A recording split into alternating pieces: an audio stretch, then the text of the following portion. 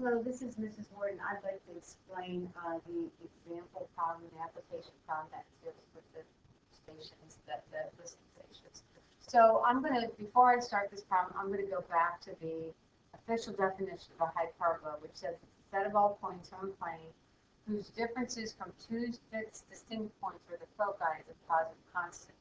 So if I have a foci here and I have a foci here and I have any point on this hyperbola, if I take the two distances and I subtract them, it's going to be, so if I take d2 minus d1, that's going to equal some type of constant. So then when I'm doing this, I want to relate this to like one of my letters. So if I'm going to draw this hyperbola, I'm using that same definition that I just talked about. So I'm going to have my foci here and here. And the point that I'm going to choose to pick is I'm going to pick one of my vertices. So I'm going to pick this point here, which is a vertex. So if I take the distance between this vertex, which is a point on my hyperbola, to here, I'm going to call that D1. And then if I take this point to my other foci, that's going to be, I'm switching colors, that will be D2. And remember that D2 minus D1 is equal to some constant. And just so we're clear, you're always going to make that constant positive, so you're going to take the larger one as the smaller. So when I want to do this in terms of A, C, I'm going to do it by my definition. So here's my center. So let's talk about D1 first. The distance from here to here is C. The distance from the center to the foci is C. The distance from the center to the vertex is A. So this chunk right here, I can write as C minus the A, and that's going to be my D1. Then if I look at the second point, and I'm going to clear this out for a second. So now I'm talking about, I'm still doing this point here, and I'm going to this here. So to go from there to there, it's going to be this A, plus the distance from here to here, which will be C. So that A plus C will be this D2. So D2 is equal to A plus C. So we just said the constant is D2, so A plus C minus D1, which is C minus A. That's going to equal my constant. So then I'm going to have A plus C minus C plus A is equal to the constant. So the C's will drop out and I'll have 2A is equal to the constant. And that's going to be true for every single hyperbola. That 2 times the distance from your center to your vertex is going to equal that distance that you have from D1 to D2. And remember, your constants can change for every single hyperbola. So knowing that, I'm going to go to my problem. So I have this listening station. I have 3 listening stations, and they're located at 4400, 0, 4400, 1100, and negative 4400, 0. So I'm going to draw that right now. So I'm going to have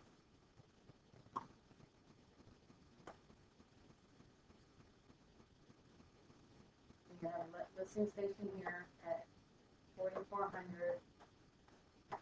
I'm going to have another listening station over here at negative 4400, 0. And then I'm going to have another one that's at 4400, 1100. So this one is at 4400.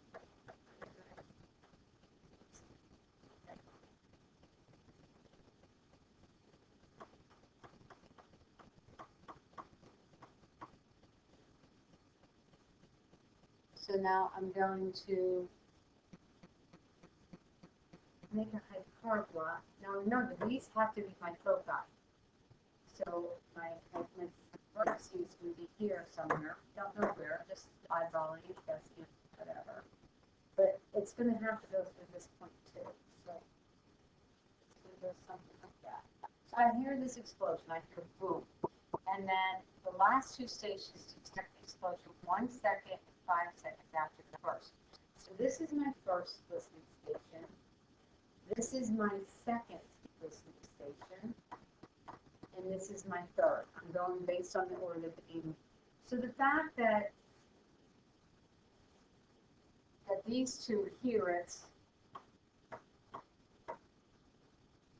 1 second apart makes sense because they are 1,100 feet apart from each other. They are directly above. So that makes sense. So then the other one, so then if I do, so I have an explosion, let's say the explosion is, and in order for that to work, it also has to be second. So here's my explosion. So this point here, I'm going to have this here, which is D1. And then this, and I just called D1 because it's going to be smaller than this one, which is D2. Now, the difference, and I think I messed this up in block 3, but the difference between D1 and D2 is how much longer it takes. How much longer it takes this third listening station to hear it after the first listening station. There's a 1 second delay here, and then from here to here is a 5 second delay. So this D2 minus D1, so the difference between this station hearing it and this station hearing it is going to be 5 seconds. Now the 5 seconds equates to 1,100 feet per second, so that's going to be 5 times that 1,100 feet per second. So this is going to be 5,500, and that's going to equal this D2 minus D1, which we learned was 2A, which means A is going to equal half of that. So I'm going to take that and divide it by 2, and I'm going to get 2750. So that's my A.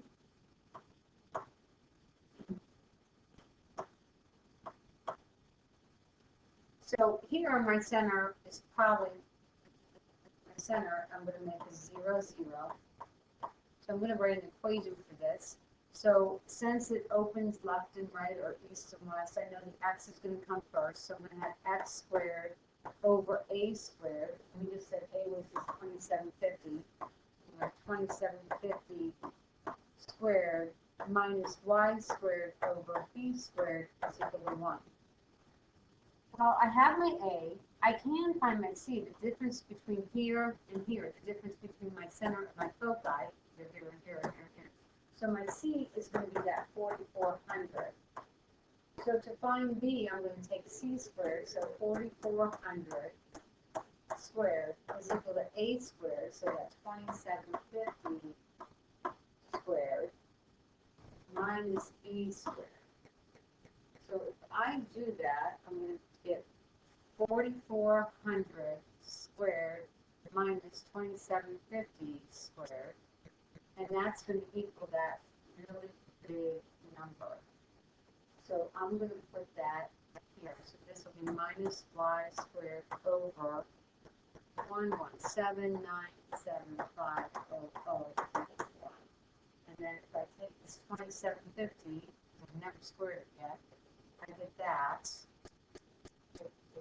756.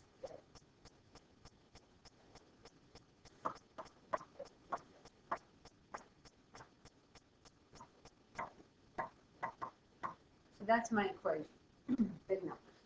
So it says, assume that one coordinate system, okay. Determine the coordinates of the explosion. Well, in order for these two to be exactly 1 second apart, we already said that they weren't 1 second apart. That means that the explosion has to be on this vertical line.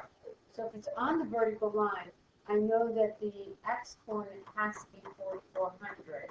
I just don't know what the y coordinate is. So if I know the x coordinate is 4,400, I can substitute that into my x and find my y. So I'm going to put 4,400 squared over this big number.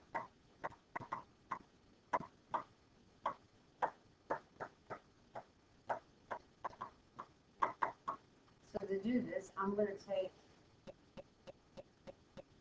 so I'm going to leave this, I'm going to subtract this from both sides. So I'm going to have negative y squared over, and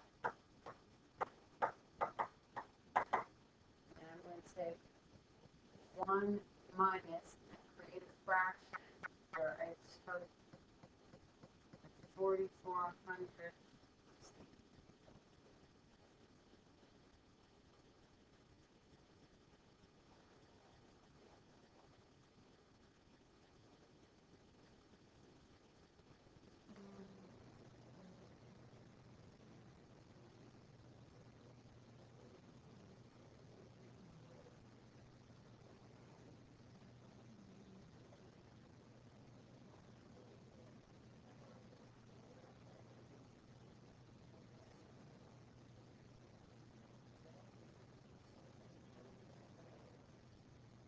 So this thing was 39, 25.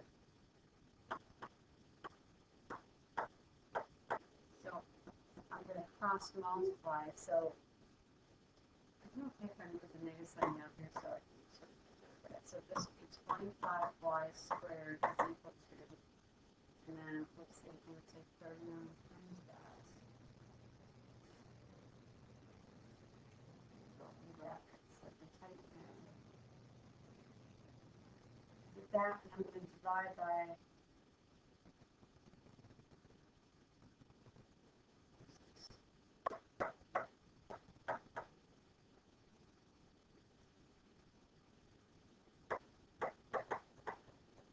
divide by 25 and take the square root and put together all at once. Yeah, fine. So this one here up.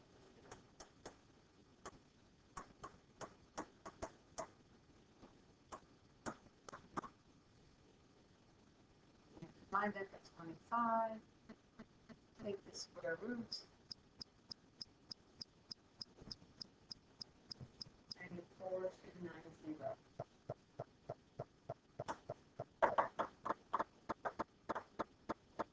So it's asking for the coordinates. So we remember we already said the x was 4,400, and then the y we're saying is 4290. Now, when I took the square root, I had a choice of plus or minus, and it's going to end up being that negative 4290 because of the way it has to be. If this is a positive, then this has to be negative. Again, it has to be in that straight line. All right, I hope this helps, and I'll see you next time in class.